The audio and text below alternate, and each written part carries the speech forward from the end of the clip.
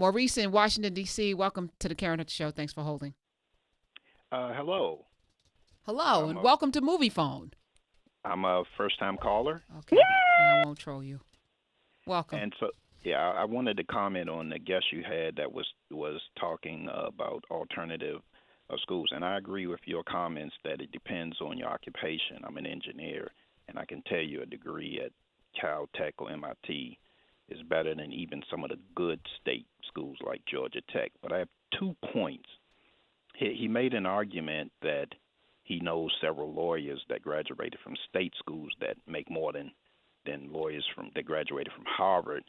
And my argument to that is, well, Bill Gates didn't graduate from any college, and he makes more than any college Right. graduate. Right. And then my second point is, this is dangerously close to a tactic to prevent, minorities from being able to go to these higher learning schools because, we're the ones that are more economically disadvantaged, so we'd be making those choices, and that's a good way of having us all voluntarily not be on those campuses. Well, so Maurice, I have evolved to believe that this, I'm putting up higher education, I'm putting up air quotes, higher education is a scam.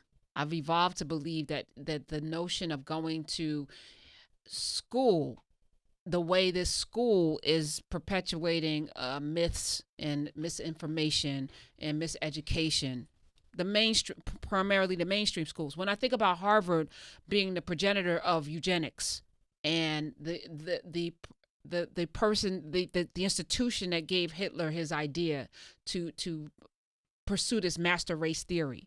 When I think about, these are facts, right? How we run into these spaces. Even some of our HBCUs were founded by people who may not have liked us. So I'm challenging education as I read Michael Harriot's piece today, and I'm reading Michael Harriot because Michael Harriot was homeschooled. So he doesn't come at the world in a way that is indoctrinated.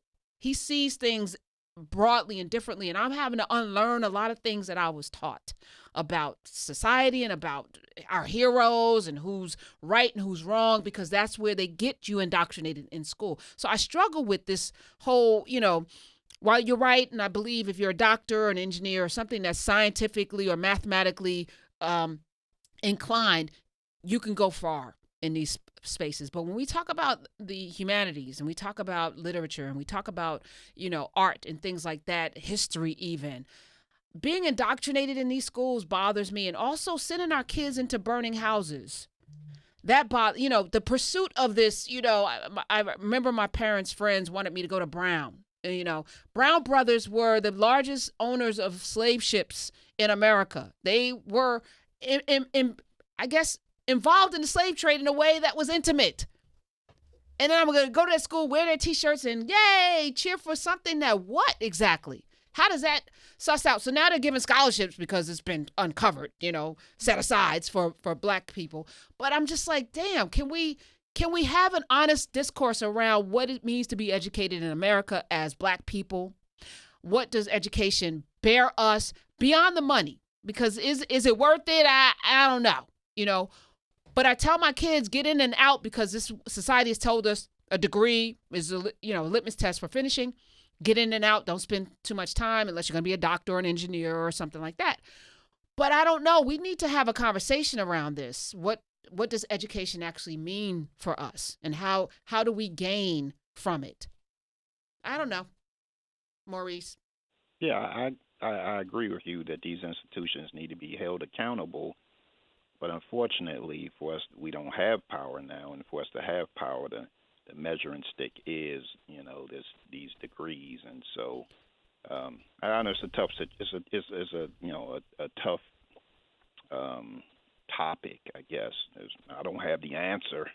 But we should have the conversation. I mean, black women are allegedly the most degree holding people demographic in our society. Yet we still make 68 cents on a dollar. So there's that, Adjoa. Yeah. I mean, I think that I don't know if we're ready as a society to have a real mature conversation about education. For the record, I am pro college education. I'm one of the people who loves formal learning. I've gone back multiple times. You're getting you're back in school now. I am back in school now for the very last time. Once I earn this terminal degree, I will never go back for cake decorating, archery, nothing. But when you're talking about, universities, I'm thinking about, you can't go to just any university and get the same experience. So if you want to, for example, if in the 90s, Temple was the first university to offer a PhD in the discipline of African American studies.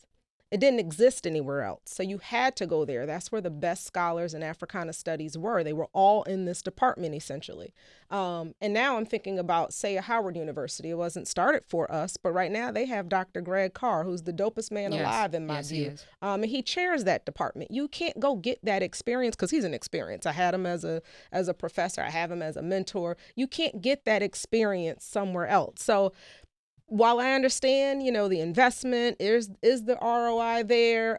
For some schools, I think it's a very individualized. But you're saying something powerful too, though. What are we studying? So Michelle Obama has an undergraduate degree in Africana Studies, right? And then she went on to law school, but her foundation was in her people.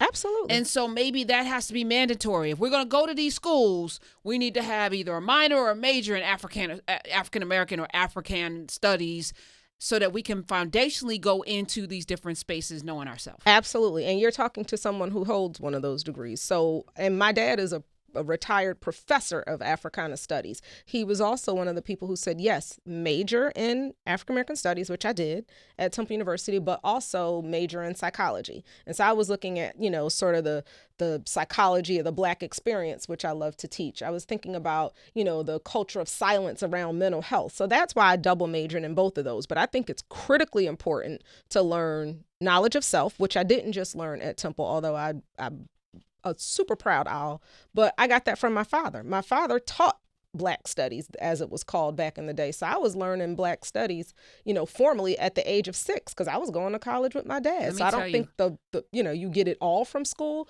but there's a whole experience that you get in college that I'm a little reluctant to say don't go if you can't afford it. That back and forth, for me, the biggest problem I had in school was that I wasn't challenged. Right. Like I couldn't have these conversations that we're having right now. Right. I had Linworth Gunther, my only Black studies professor ever. And I went to every class because I was being fed. And I think, going to school is about finding yourself. Yeah, absolutely. It's about the challenge. It's about the iron sharpening iron and having a professor that's going to give you the reading list and then come back and have the discourse among your students. Which absolutely. is why I demand that even in my entertainment journalism class, we have real life conversations about things that are going on right now. Absolutely. Because these kids are not talking to one another.